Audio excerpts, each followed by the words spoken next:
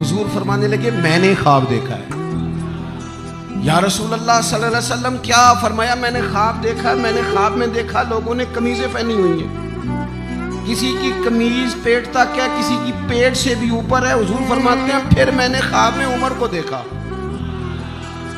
उमर फारूक ने इतनी लंबी कमीज पहनी, इतनी लंबी कमीज पहनी कि नीचे घिसट रही थी।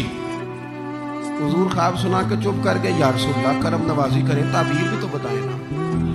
तो रसूल करीम ने फरमाया इसकी ताबीर दीन है। गोया फरमा रहे इतना लंबा कुर्ता हजरत उमर ने पहना है कि उमर तो दीन के अंदर लिपटे हुए हैं। सिरापा दीन, उठना दीन, बैठना दीन, बोलना दीन, आना दीन, फैसला करना दीन। उमर का हंस देना भी दीन, उमर का रो देना भी दीन, फारूक आजम का बदर में खड़े होना भी दीन, ओहद में आना भी